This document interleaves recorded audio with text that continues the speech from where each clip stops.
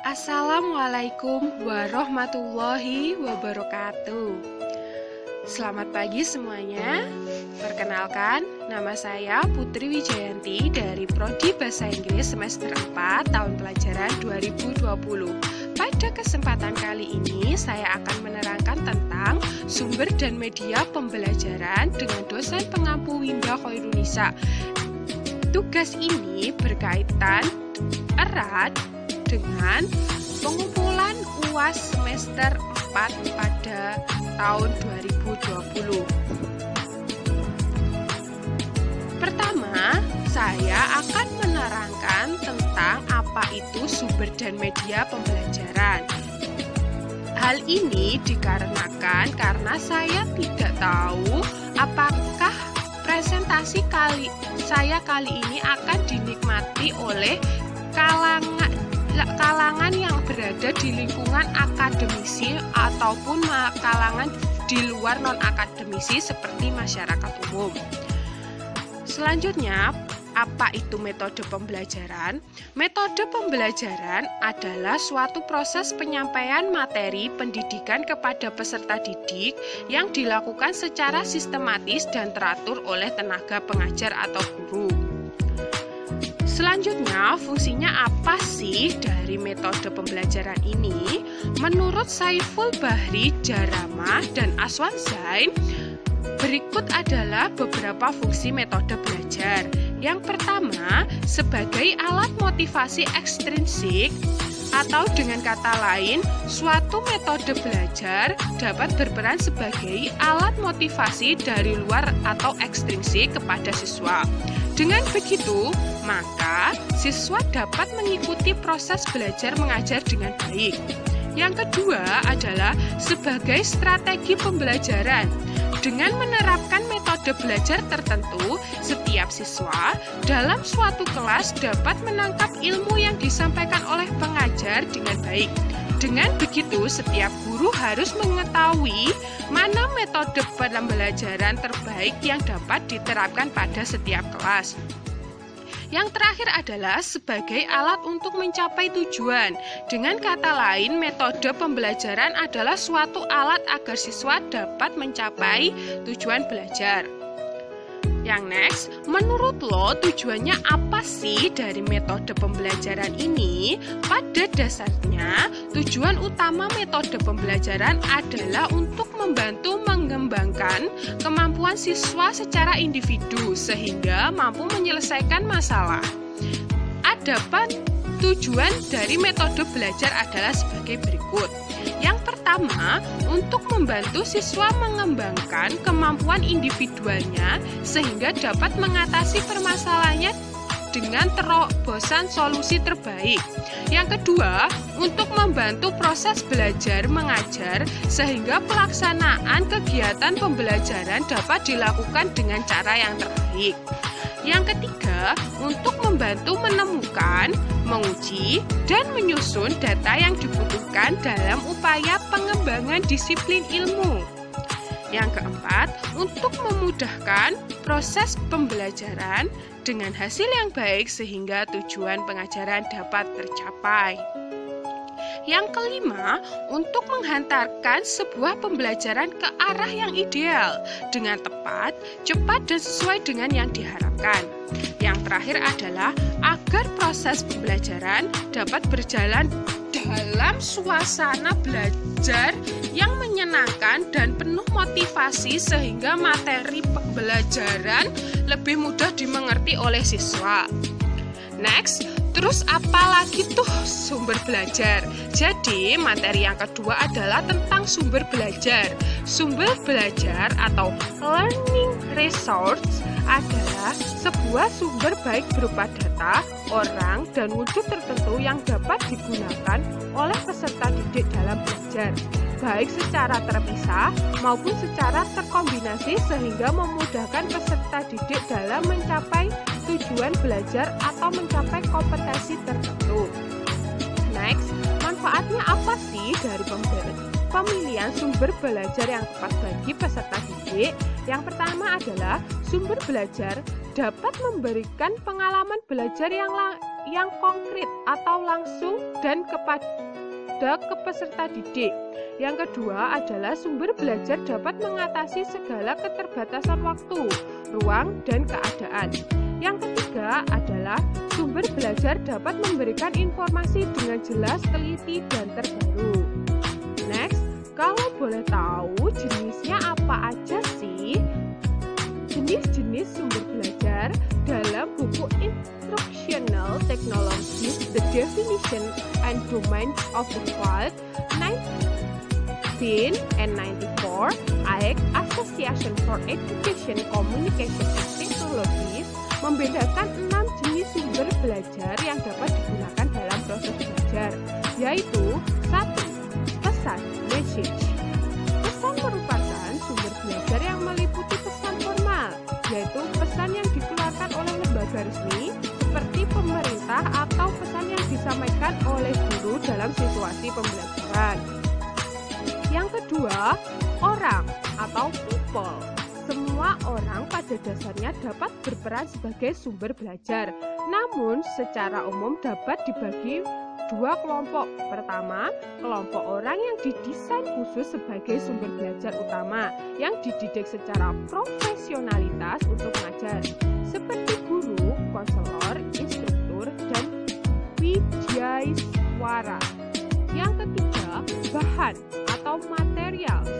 Bahan merupakan suatu format yang digunakan untuk menyimpan pesan pembelajaran seperti buku paket, buku teks, modul, program video, film, OHT, overhead transparency, program site, alat peraga, dan sebagainya. Biasa disebut software. Yang keempat adalah alat atau device.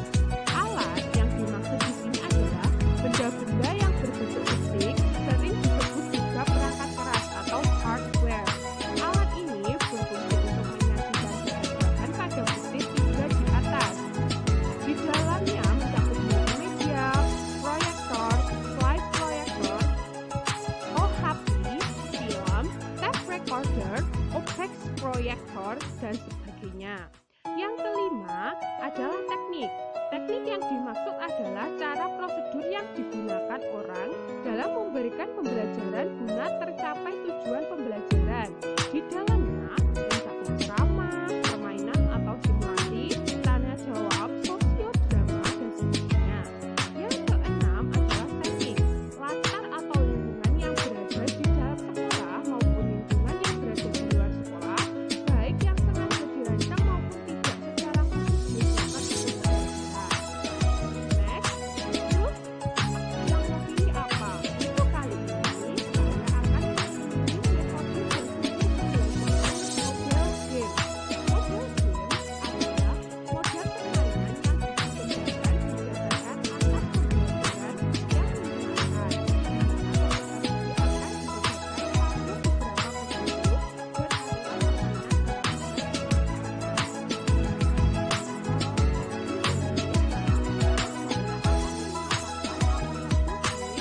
dan aturan permainan.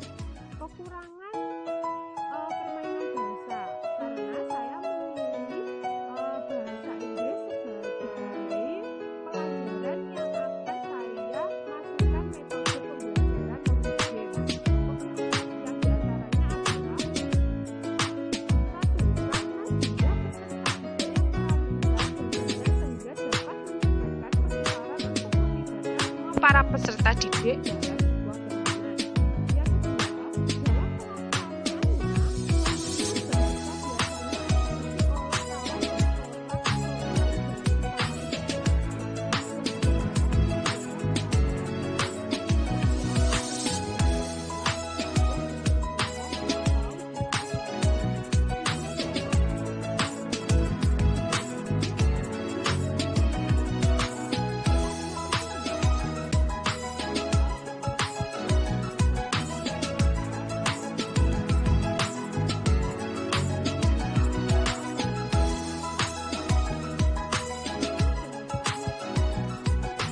pelajaran yang berkadar CBSA tinggi. Yang kedua, dapat mengurangi kejenuhan dan kebosanan para peserta didik dalam proses pembelajaran di dalam kelas. Selanjutnya, dengan adanya kompetensi antara peserta didik dapat menumbuhkan semangat mereka untuk lebih maju lagi. Yang keempat adalah dengan adanya permainan bahasa dapat membina hubungan antar peserta didik baik individu maupun kelompok dan dapat mengembangkan kompetensi sosial peserta didik. Materi yang dikomunikasikan dapat meninggalkan kesan di hati para peserta didik sehingga keterampilan yang dilakukan mudah diingat dan juga diucapkan. Untuk selanjutnya kita akan melihat video penerapan metode modeling dalam pemilihan metode sumber dan media pembelajaran. Let's check this video, guys. Hope you enjoy. Kesatuan, kesejahteraan. Nah, Nadia. Nah, video tak. Nah, aku duwe game. Aku duwe peralatan sekolah iki. Oke, Google. Iki. Google. Kira ta? Ya. Iki. Oke, Google. Ini Ya. adalah LMBook. Iki. Google.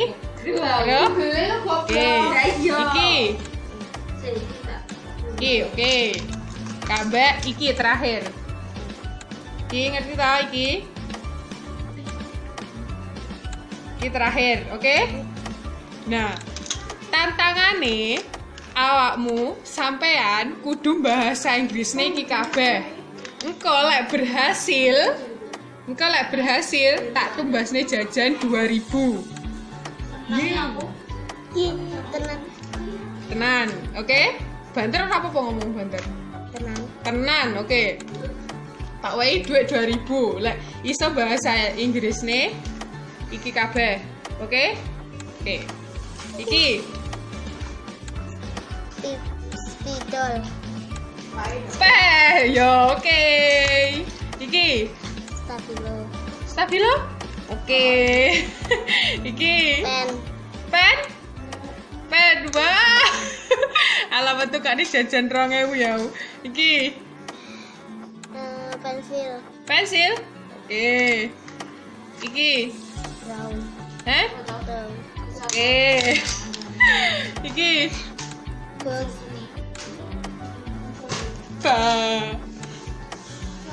Ekspresi kekalah. Kita menang, guys. Goodbye. Jadi selanjutnya adalah sasaran jenjang pendidikan, yaitu yang saya pilih kali ini adalah sekolah dasar atau SD dengan rentang usia 7 sampai 12 tahun.